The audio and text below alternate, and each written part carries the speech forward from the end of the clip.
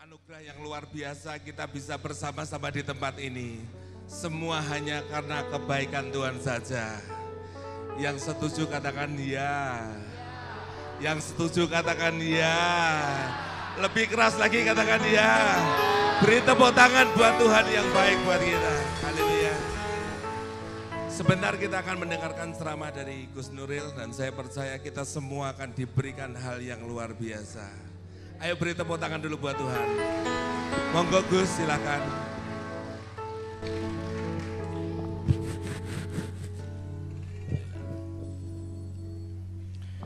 Handphonenya Pak Robi.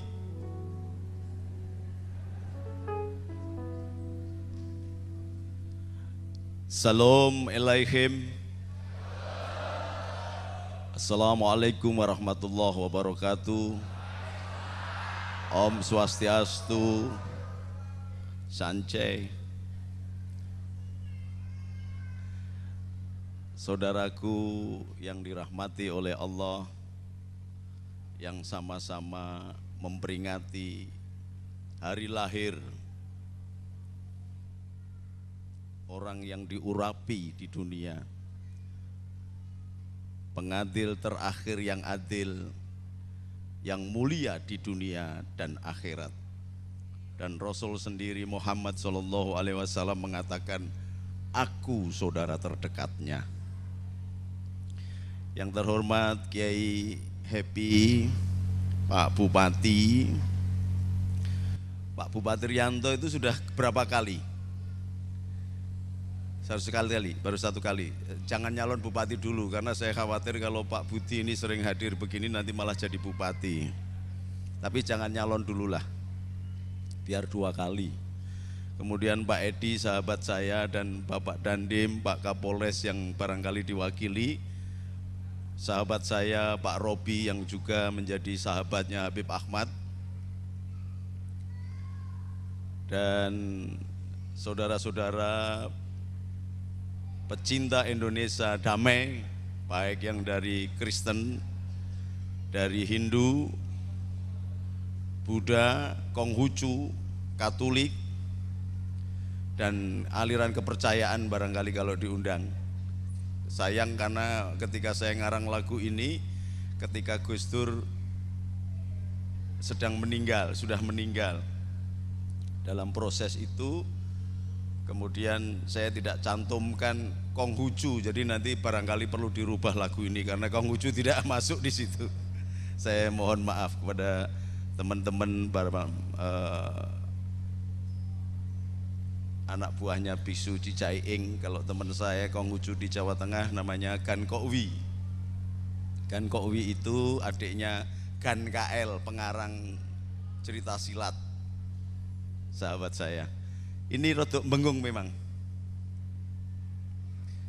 biar enggak begitu bengung coba.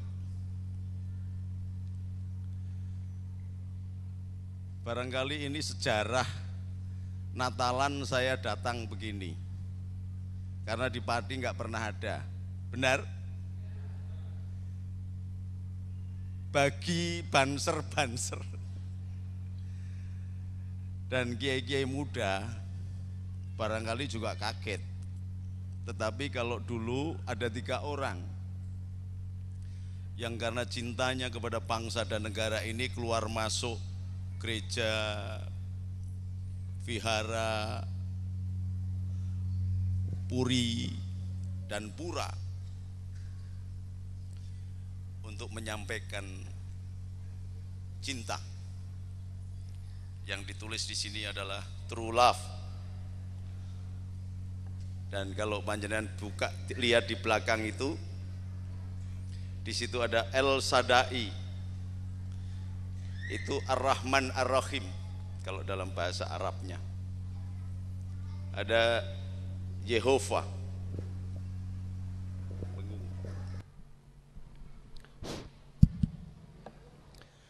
Dan semula kita juga tidak kenal Assalamualaikum, karena Assalamualaikum itu versi Arab. Versi Ibraninya adalah Shalom Alaihim.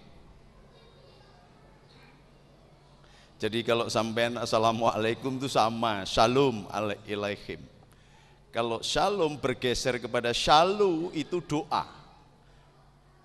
Maka shalom Jerusalem, doakan keselamatan bagi Jerusalem. Itu dari awal kata selota. Saya nggak ngerti ibu-ibu ini atau bapak-bapak ini kalau sholat berapa kali. Sholatnya berapa kali, Bu? 1 kali? Salah. Yang betul 7 kali. Namanya Sab'a Selota. Zaman Ibrani dulu sholatnya 3 kali. Zamannya Sayyidina Isa sholatnya 4 kali. Jadi menjadi Sab'a Selota. Kata selota itu dari bahasa Aramik. Jadi kalau bapak-bapak pendeta itu ke Israel sana melakukan devosi, sholatnya 7 kali. Kalau sampean cuma sekali kurang. Selota masuk menjadi bahasa Ibrani menjadi syalu. Bergeser menjadi bahasa Arab menjadi sholat. Sab'a selota, sholat 7 waktu. Makanya Yesus itu kalau jam 12 malam dia sholat. Kalau ibu-ibu barangkali namanya doa malam. Subuh itu doa pagi. Duha itu doa antara duhur dan siang. Jadi sama sebenarnya. Loh kenapa kok saya mau datang ke Natalan? Loh kenapa? Karena Rasulullah sendiri ketika Isra wal Mi'raj itu terbang dibawa oleh malaikat Jibril. Malaikat Jibril itu asistennya Roh Kudus. Loh bener. Kemudian melihat di daerah Hebron itu ada cahaya yang memancar ke bumi, dari bumi ke atas. Lalu tanyalah Nabi Muhammad, wahai Jibril, kalau bahasanya Injil Jibrail atau Gabriel, itu cahaya apa? Dikatakan itu adalah tempat kelahirannya Isa Al-Masih Al-Mau'ud. Isa sang juru selamat yang ditunggu-tunggu kehadirannya. Jadi kalau Isa Al-Masih Al-Mau'ud itu maknanya Isa yang ditunggu-tunggu kehadirannya, yang diurapi karena menjadi juru selamat. Lalu Rasulullah turun dan sholat di tempat kelahirannya Nabi Isa. Sholat 2 rakaat, sholat sujud syukur. Kalau Rasulullah aja sholat di tempat kelahirannya Nabi Isa, kenapa saya nggak boleh datang?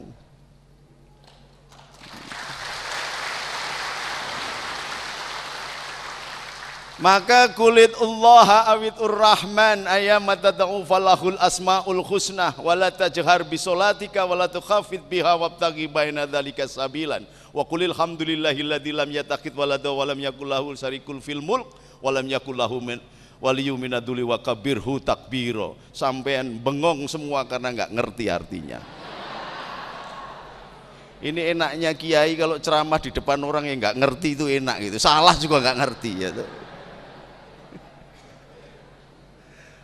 Mari bersama-sama haleluya. Loh kok berani ngomong haleluya? Lah kenapa enggak? Wong halai itu mari kita. Yu memuji. Ya itu maknanya Yahweh, Yehova. Yahweh. Jadi mari kita memuji Yahweh. Jadi kalau ibu-ibu puji Tuhan, haleluya, kebalik, haleluya, puji Tuhan, gitu mestinya.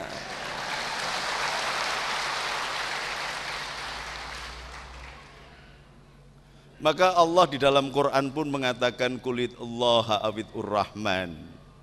Panggillah aku Tuhanmu itu Allah, Allah, ilah, atau Ar-Rahman yang maha kasih, true love, atau Yehova.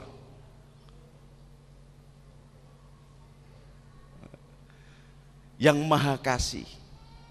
Maka kalau sampean sudah menyebut Allah adalah yang maha kasih dan Anda semua murid-murid Tuhan yang ketika lulus menjadi anak-anak Tuhan, maka kewajiban Anda semuanya adalah mengaplikasikan nama Ar-Rahman yang Maha Kasih itu dalam kehidupan sehari-hari. Jadi kalau sampean mengaku anak Tuhan, kemudian menjadi murid Tuhan dan lulus menjadi anak Tuhan, kok tidak memiliki sifat kasih yang menjadi hukum tertinggi atau Ar-Rahman, yang dengan namanya semua firman Allah disebutkan, sebenarnya sampean belum kenal agama dan belum kenal Tuhan. Makanya banyak orang yang seolah-olah melayani agama, melayani Tuhan, sesungguhnya dia melayani nafsunya sendiri. Yang namanya taat kepada Tuhan bukan karena menyebut Tuhan, Tuhan, Tuhan kemudian masuk surga. Enggak, kalau enggak hati-hati menyebut nama Tuhan itu jadi berbahaya malahan. Tuhan, Tuhan, Tuhan, Tuhan, Tuhan, Tuh. Tuhannya tetap sampean yang jadi hantu. Karena apa? Menakut-nakuti saudaranya. Kasih tidak ada. Maka Matius mengatakan, kalau engkau mengaku tinggal di dalam terang, tetapi engkau tidak mencintai saudaramu, sesungguhnya engkau tinggal di dalam gelap sampai sekarang. Matius 7.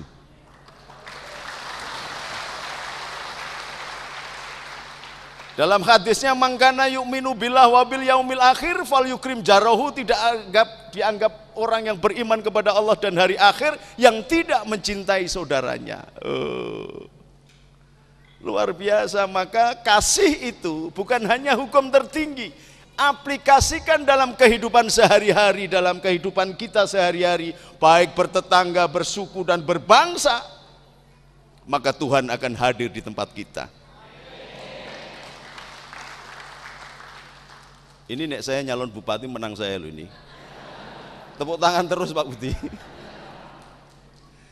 Jadi, tetapi kenapa Gus? Kalau ini ada tanya jawab pasti sampean akan ngomong. Tetapi kenapa Gus banyak kelompok yang tidak setuju, yang macam-macam, yang begini, yang menakutkan saya dan sebagainya.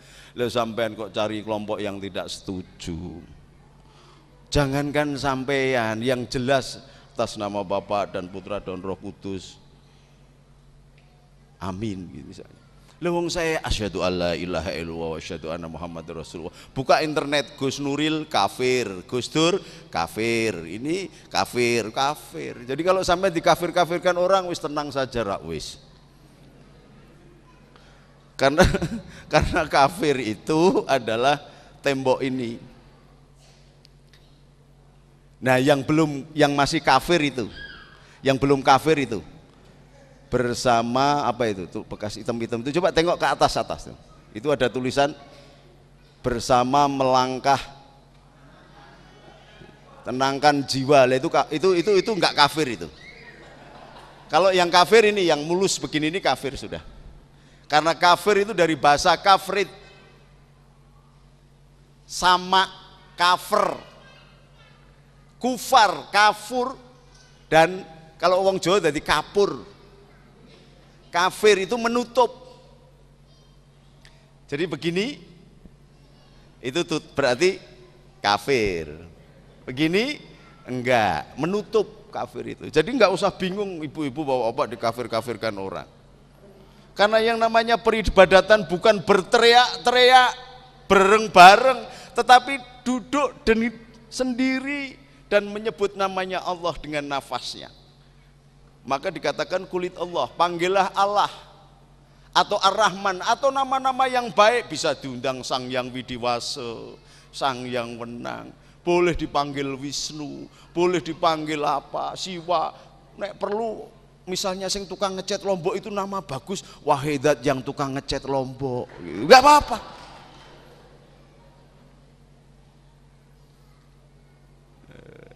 Ini bapak-bapak dan ibu-ibu. Jadi ini sejarah. Memang harus ada keberanian dari Pendeta Robi untuk menghadirkan seorang Nuril Arifin.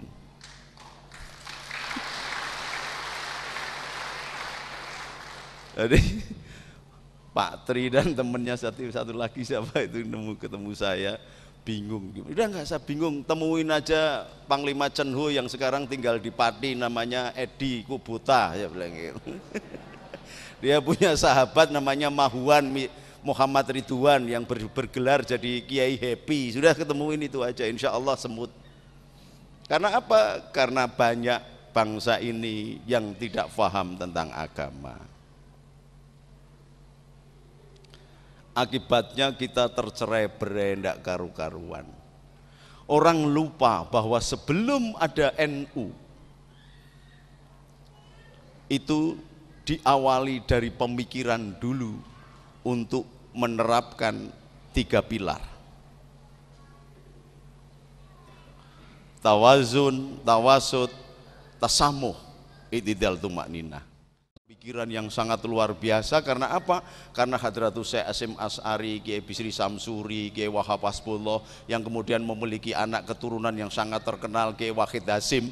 Kiai Wahid Hasyim mempunyai anak yang menjadi nama pesantren saya, Soko Tunggal Abdurrahman Wahid itu merangkum ajaran Wali Songo. Wali Songo itu merangkum ajaran Rasulullah Muhammad SAW yang ketika mau melakukan dakwah pertama itu mengumpulkan orang Hindu, orang Majusi, Zoroaster, orang Buddha, orang Sabi'in, orang Katolik dan orang Nasrani. Maka disebut Nasrani. Dan sampean harus bangga, sebenarnya Nasrani itu Nasro, menolong. Ni aku yang menolongku. Jadi maknanya Nasrani itu yang menolongku. Maka yang pakai seragam Banser itu adalah barisan Ansor Serbaguna. Dari kata Ansor, Ansor adalah penolong. Jadi sing lebih Kristen, apa kok lebih Kristen? Lebih Nasrani itu sebenarnya Banser itu daripada sampean.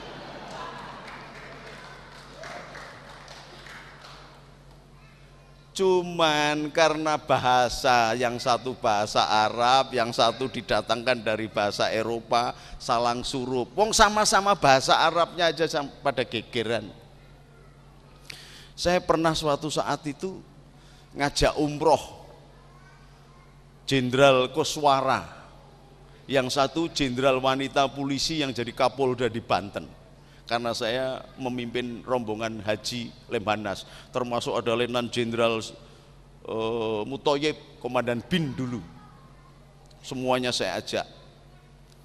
Nah, ada yang membawa buah kesemek. Tahu nggak Bu kesemek?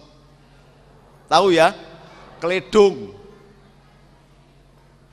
Enak nggak itu kesemek? Enak. Jadi masalah karena bahasa. Setelah masuk ke imigrasi gitu ditanya, "Mahada, ini apa?" Dijawab oleh Kapolda yang perempuan itu, namanya Bu Warsinah atau Warsiah gitu, Kapolda Banten. Dijawab, "Hada kesemek," dengan yakin banget. Petugas imigrasinya langsung ngamuk-ngamuk, wah muarah ndak karuan. Terus saya diundang, "Syarif Ta'al, pimpinan rombongan silakan datang ke sini. Ini ada masalah, fi muskilah." Masalah apa? Dia tanya. "Mahada." Saya langsung ketawa. Oh, itu dalam lugot Jawa au Sunda namanya kesemek. Lalu lugot Arabik, karena nek bahasa Arab kus kelamin muk mbokmu. Mahada kelamine mbokmu ya nesu mesti. Jadi bahasa ini berbahaya. Makanya di dalam Islam sendiri banyak madhab-madhab karena tafsir. Di dalam Kristen sendiri, saya kebetulan ketua Forkagama se-Asia. Jadi saya sering mendamaikan orang Kristen sama orang Islam sama orang Buddha di Rohingya. Nanti rencananya setelah pulang dari sini saya akan ceramah dulu Natal di Ungaran, nanti langsung ke Rohingya di Thailand. Karena apa? Yang menyebarkan agama Islam di Jawa ini berasal dari Thailand, dari Kochi, Vietnam, dan Burma. Maka wajah saya rodok kecina-cinaan. Karena Wali Songo itu sebagian besar Cina. Jadi gurune sampean, gurunya Mas Budi ini, Pak Wakil Bupati namanya Yai Maimun Jubair, itu gelarnya Azam Khan. Jadi masih keturunan dari Sunan Ampel, Sunan Giri kalau nggak salah. Maka Mbah tandanya gampang, yang agak kecina-cinaan itu nek duwe alis gini alisnya dawa. Ini mesti keturunannya kalau nggak dari Burma, dari Thailand, kalau nggak dari Vietnam. Nah saya kebetulan dari Vietnam, dari Maulana Iska turun ke Sunan Giri turun ke sebelah saya. Maka nama Cinanya adalah Tan Kim Han. Tapi karena saya pakai begini, nggak ada yang berani gitu loh. Karena sampean masih Cino Toro, jadi Cino ketoro. Kalau saya kan Cino Ratoro, nggak ketoro.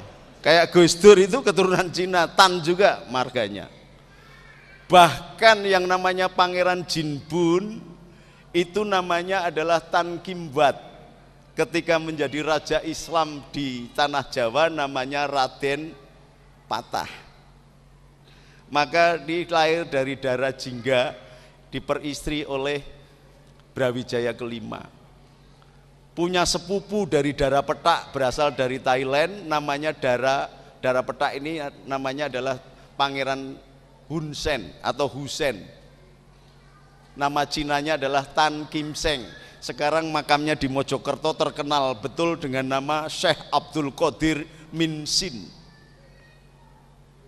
Lah nek Gus Dur keturunan dari Raden Patah, tetapi yang lebih dekat kepada garwane Raden Patah itu punya adik juga namanya Tan Boliang, namanya Raden Rahmat. Namanya Sunan Bonang, Tan Bunan. Kalau sampean ke Kudus itu ada seorang guru dari Cina yang sangat luar biasa menjadi gurunya Sunan Kudus. Putranya Sunan Ngudung namanya Husin Azam Khan, punya anak namanya Ja'far Sodik Sunan Kudus yang kedua, sebenarnya muridnya Kiai Tan Lian Sing, tapi lidah Jawa jadi Jalan Kiai Telingsing gitu. Bisa dicocokkan di sana. Tan Lian Sing, C-nya Tan, makanya kadang-kadang hati-hati kalau bilang setan gitu. Gus Dur juga setan. Karena apa? Marga itu Tan. Jadi yang memasukkan Islam ke tanah Jawa ini orang-orang Cina Selatan, maka disebut Sunan, Suhunan, guru dari selatan. Kayak saya begini durung pantes jadi kiai maka disebut Gus. Kalau sudah tua nanti sudah kelihatan bijaksana, sudah lembut gitu kayak Pak Edi, maka disebut kiai. Kiai itu dari bahasa Cina kia dan i. Kia jalan, i lurus. Jadi jalan tol itu termasuk harusnya kiai karena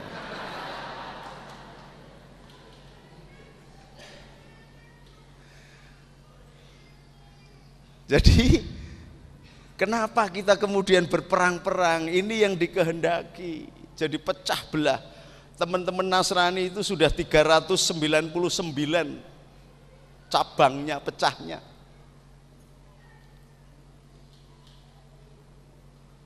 Semuanya dibikin begitu, yang Buddha pun dipecah juga. Buddha kita enggak ketoro gitu dipecah.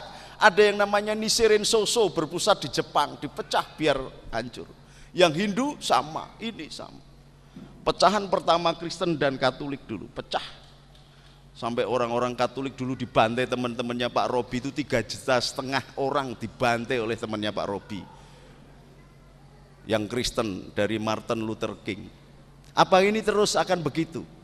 Kalau mau bantai-bantaian silakan, jangan di Indonesia. Indonesia ini oleh Hadratus Syekh Hasyim Asy'ari yang mengambil rujukan dari Rasulullah Muhammad SAW, dikumpulkan semua makhluk yang beragama apapun dan dibikin fakta pertahanan yang namanya Piagam Madinah.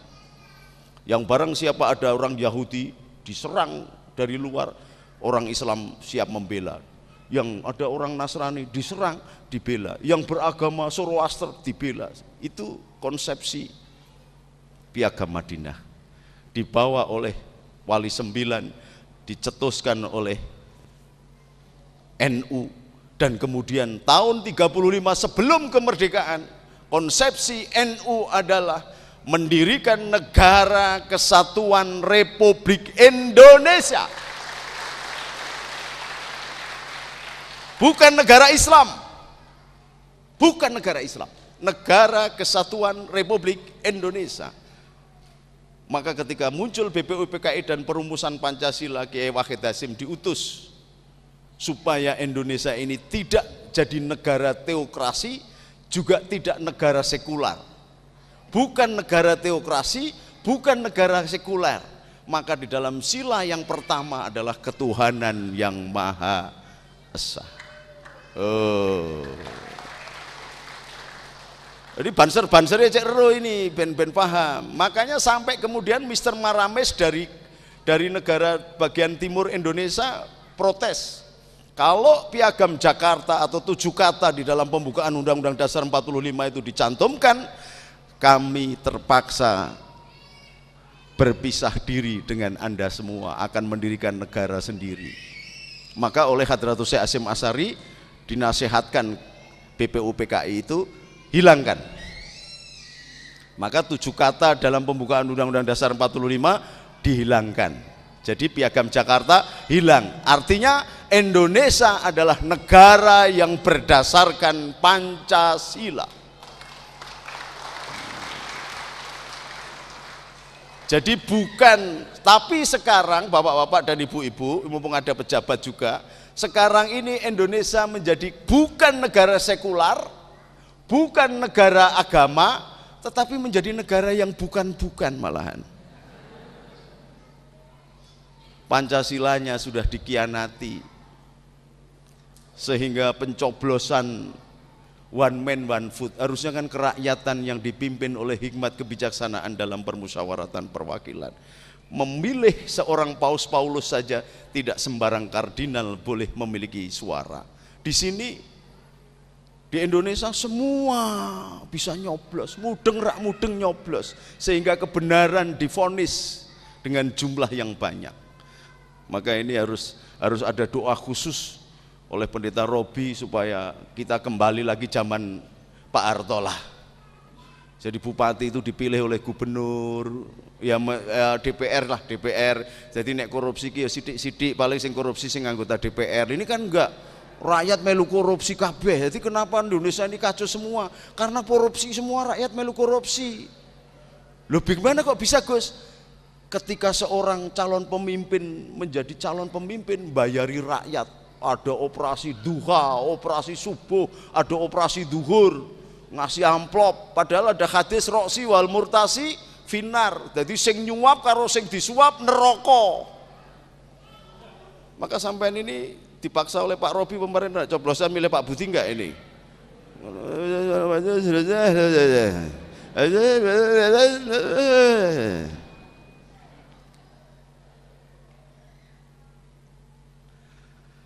Indonesia kita harus sadari kembali kepada 3 pilar NU itu. Tawazun ini, ibu-ibu dan bapak-bapak juga para pemimpin agama yang hadir ini. Kenapa tidak memilih negara Islam? Kenapa mengambil NU itu sikap tawazun? Tawazun itu dari kata mizan, timbangan, jadi adil betul. Kenapa? Karena ternyata pandangan visioner Hadratus Syekh Hasyim Asy'ari baru sekarang terbukti. Kalau saja dulu menjadi negara Islam, Indonesia sudah habis kemarin-kemarin. Wong tentaranya, angkatan lautnya aja diserempet sama kapalnya Singapura aja nggak berani. Kenapa? Karena kapal perangnya ada 5, yang bisa jalan cuma 3, senjatanya 18, sing somuni 5 tok. Bener ini, saya sering diundang di Mabes TNI untuk bicara. Saya tahu persis. Kalau tidak ada ibu-ibu yang Kristen, yang Hindu, yang Buddha, yang menyebar di seluruh Indonesia ini, Indonesia sudah dianeksasi oleh Amerika. Kurang hebatnya apa Irak? Dia adalah satelitnya Amerika di Jazirah Arab yang memiliki senjata nuklir. Kurang hebatnya apa Muammar Gaddafi?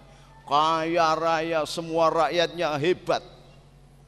dikasih modal, dikasih kesempatan untuk hidup merdeka yang luar biasa. Kurang hebatnya apa Kuwait? Kurang hebatnya apa Mesir yang memiliki sejarah paling panjang di dunia? Kalahnya sama orang Jawa sama orang Cina tok Mesir itu. Karena di sana muncul anggapan bahwa Bhinneka Tunggal Ika atau pluralisme itu tidak perlu, maka menjadi negara-negara Islam.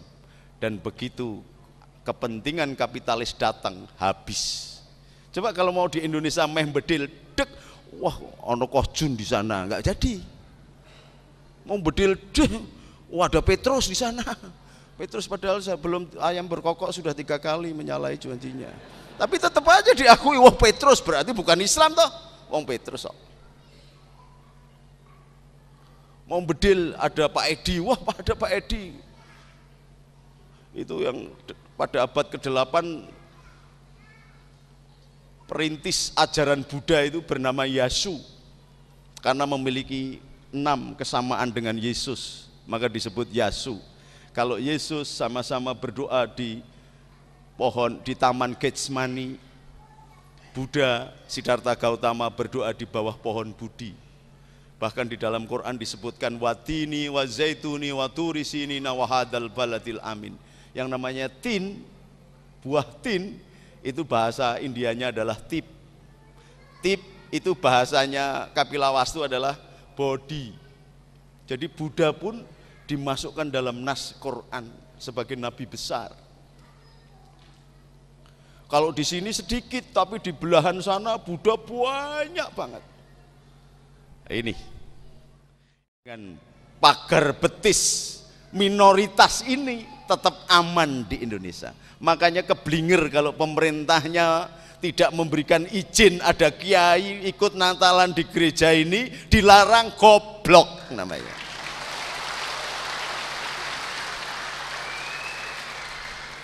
Karena justru yang nampaknya minoritas ini adalah menjadi penyelamat yang mayoritas. Karena apa? Menjadi pagar betis. Ini pandangan visionernya Hadratus Syekh Hasyim Asy'ari. Maka kemudian membentuk yang namanya anak-anak muda bernama Banser ini untuk mengamankan. Cuman yaitu kalau pas berdoa bapak-bapak tolonglah doakan juga Banser-Banser saya. Di dalam doa ibuku ada namaku disebut. Di dalam doa ibuku ada namaku disebut. Banser saya Joko Natalan dibom sampean ndonga dhewe, banserku ora ana sing ndongake mati.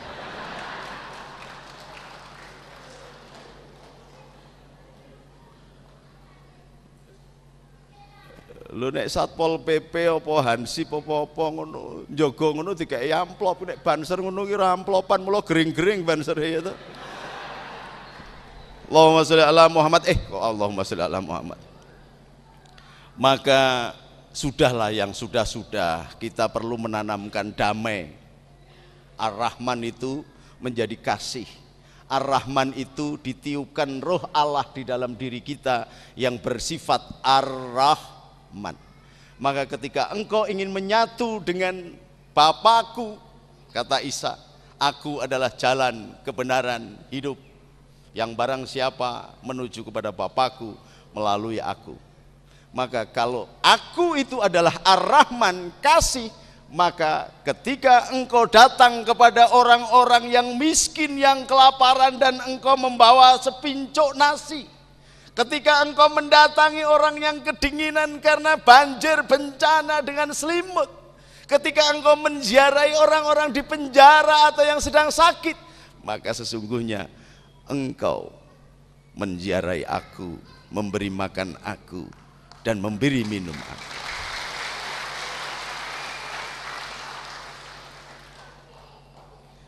Kalau Anda sudah melakukan itu, maka Allah Bapa sendiri yang akan membedakan mana kambing, mana domba. karena Anda adalah domba yang akan diselamatkan oleh Allah Bapa di sisinya. Matius 25, 26, 27. Jadi saya hafal banyak Injil, tapi Pak Robi nggak usah khawatir, saya tidak akan daftar jadi pendeta. Karena bersaing dengan saya berat banget udahlah.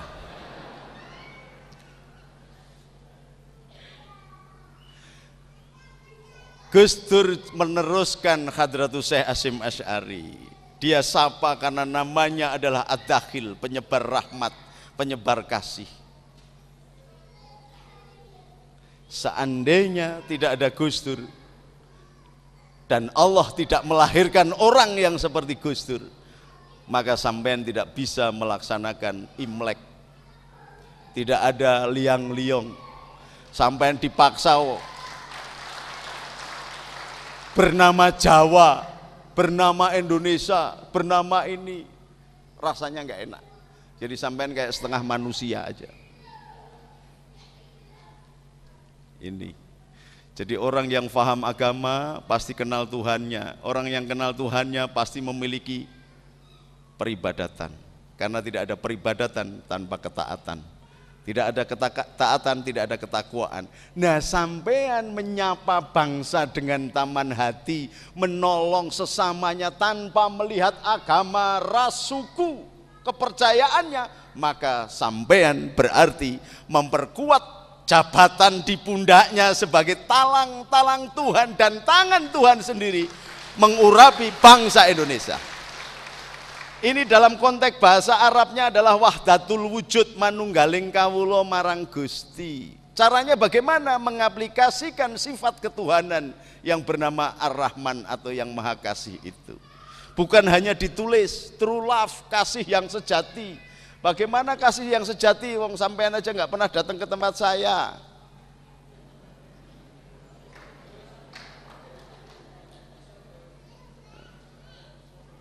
Ayo, apa bukan dengan tidak resiko ini saya? Saya kemarin masih di Jakarta, terbang ke Surabaya, mau ceramah di sini harus izin Sunan Ampel dulu jam 1.30 malam saya ziarah ke Sunan Ampel.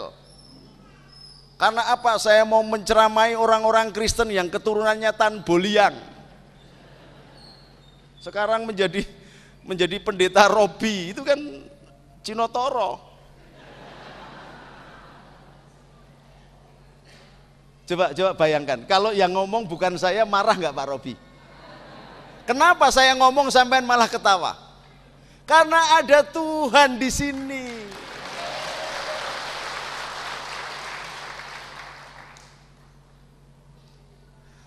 Jam 3 saya sudah jalan ke Jombang. Masya Allah, sekarang saya lihat itu malaikatnya pada duduk, nganggur semua. Karena ada kepercayaan Islam itu kalau begitu meninggal 7 langkah, Gus Dur ditanyain, sampai sekarang malaikatnya belum tanya ke Gus Dur. Karena apa? Pagi jam 2 ada yang nunggoni, jam 3 ada yang nunggoni, jam 12 ada yang nunggoni. Sudah 4 tahun malaikatnya duduk aja tak tanya, Kat gimana Kat kabarnya? Wah males saya Gus, kalau sampean bisa minum jamu pegelinu, lah malaikat kan nggak minum gitu. Karena apa? Karena dia tidak membedakan engkau beragama apa, bersuku bangsa apa. Karena apa? Perilaku Gus Dur Qur'ani, dia berpegang pada ya ayuhan nas. Tadi Pak Tri, Pendeta Tri tadi dinasihati oleh Habib Ahmad. Ya ayuhan nas inna khalaqnakum min dzakari wa unsa wa ja'alnakum su'uban wa qabaila lita'arrafu. Wahai manusia, aku jadikan kalian dari laki-laki dan perempuan, kemudian menjadi bersuku-suku, berbangsa-bangsa, dan harus melakukan ta'aruf, saling kenal, saling silaturahmi. Kalau silaturahmi itu yang betul itu adalah antara suami dan istri, itu silaturahmi dari bahasa rahim. Rahim itu punya bibir, apemnya itu bibirnya, maka silaturahmi itu sebenarnya di kamar ya, jadi salah kaprah semua juga ini. Silatul kantong dulu aja lah. Ayatnya begitu. dari bersuku-suku, berbangsa-bangsa untuk saling ketemu. Lah wong sak pati, wakil bupatinya sama, kapolresnya sama, dandemnya sama, camatnya sama. Kok mau beribadah saja jangan ada umatku yang datang, wis rasa teko ora apa-apa gitu loh. Karena apa? Antara Kristen, Hindu, Buddha itu dipimpin oleh nabi-nabi. Islam dipimpin oleh nabi-nabi. Orang Yahudi dipimpin oleh nabi-nabi. Gusti Allah ini mencela-mencela enggak? Saya bener jawabannya kok ora patek jelas gini. Gusti Allah ini mencela-mencela enggak? Lah iya, kalimatnya sama, dulu itu sudah ada, la ilaha illallah itu ada. Jangan ada Allah di hadapanku. Kemudian karena ramudeng-mudeng guanti Nabi sampai 319.000 Nabi, sampai kepada Musa, Musa disuruh naik ke gunung Tursina, di situ dididik kursus kilat oleh Allah selama 40 hari, medon-medon bawa lot yang bertuliskan The Ten Commandments. Satu ayat yang pertama adalah jangan ada Allah di hadapanku. Jangan ada Allah lain di hadapanku. Itu nek bahasa Indonesia. Bahasa Arab la ilaha illallah. Lu sampai ini Kristen kok mau la ilaha illallah?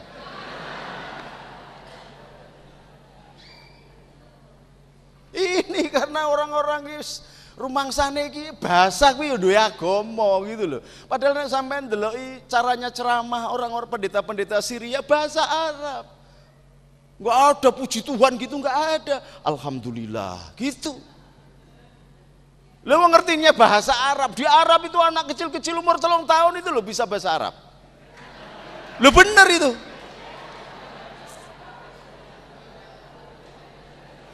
Ini ceramahnya masih panjang apa sudah habis?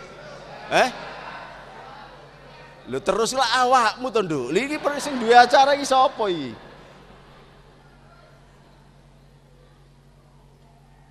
Jadi 10 perintah Allah atau The Ten Commandments kepada Musa dibukukan dalam lot itu adalah la ilaha illallah. Jangan ada Allah lain di hadapanku. Kemudian baru hormati orang tuamu. Kemudian baru jangan berzina. Lah sampean disuruh jangan berzina karena setiap organ mata itu, organ tubuh itu melakukan zinanya sendiri-sendiri. Sampean sering zina mata, malah milih presidennya Pak SBY goro-goro ganteng, zina itu. Ya jadinya begini. Jangan mencuri, jangan membunuh, benar? Dan jangan lupakan hari Sabat, peringatan Natal hari Senin.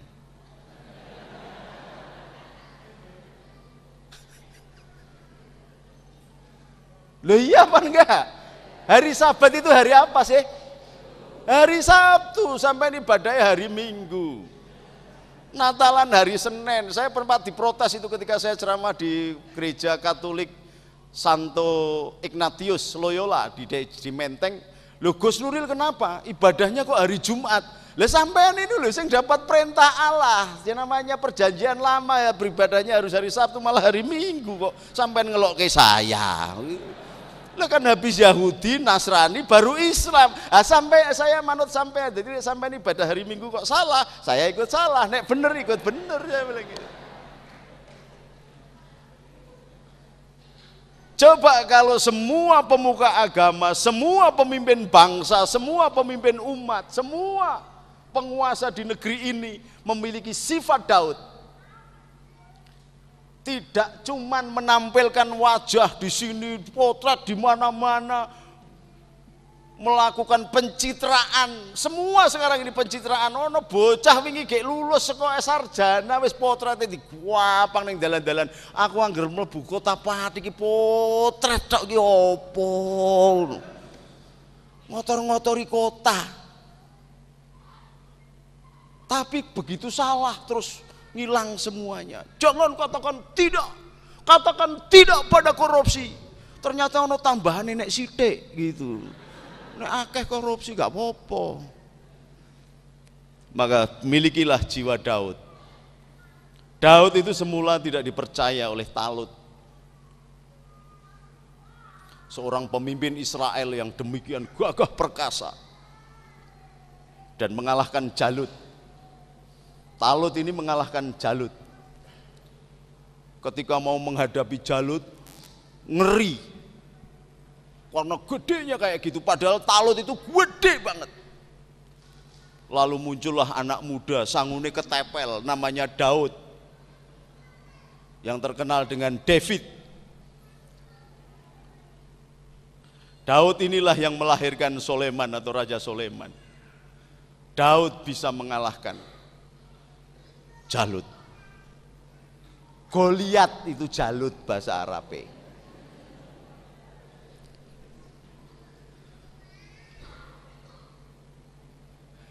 Tetapi karena David ini cilik tapi watos badannya kayak Pak Edi gitu, kayak Pak Budi gitu. Jadi nggak begitu gede tapi watos. Senengane kawin weh. Bojone sudah 999 melihat panglimanya punya istri cantik, dicintai juga. Panglimanya disuruh perang, bojone dipek gitu loh.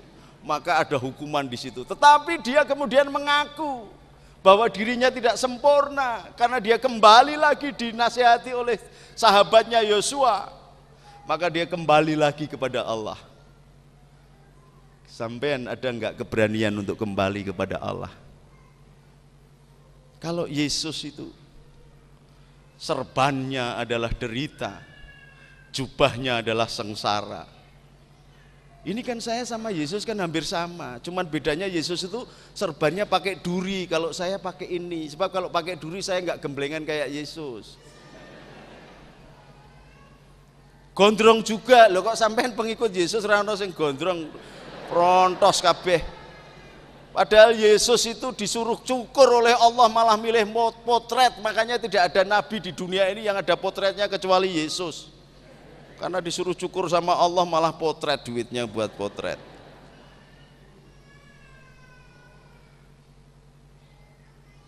Daud memberikan contoh dan mengaku salah. Ini yang tidak dimiliki oleh bangsa seluruh dunia. Tetapi mari kita daftarkan diri kita sebagai pengikut Daud, pengikut David. Bisa enggak diiringi lagunya? Ini Mazmur. Sekali-sekali kiai nyanyi Mazmur. Jiwaku terbuka untuk-Mu Tuhan, selidiki nyatakan segala perkara, singkapkan semua yang terselubung, supaya aku layak di hadapan-Mu Tuhan. Gitu ya, ayo bareng-bareng. 1, 2, 3. Jiwaku terbuka untuk-Mu Tuhan, selidiki nyatakan segala perkara, singkapkan semua yang terselubung, supaya ku layak di hadapan-Mu Tuhan. Ini bahasa Arabnya. Amin tada kuriji ronin bede salami majas tadam anjaro min muklatil dome. Udah segini aja. Kalau tak teruskan sampean terpesona malahan. Ada enggak keberanian jiwaku terbuka untukmu Tuhan, kemudian mengadakan malam-malam ketika jam 12 malam seorang pemimpin ambil air wudhu, tidak ngeloni hostes. Doa di situ, ya Allah, hari ini aku melakukan ini. Yang begini ini saya salah. Yang begini ini kalau betul ya Allah, jadikanlah pembenaran semuanya. Supaya bangsa ini tercipta damai dan sejahtera. Damai sejahtera. Ada enggak yang begitu? Sudah jarang pemimpin ini itu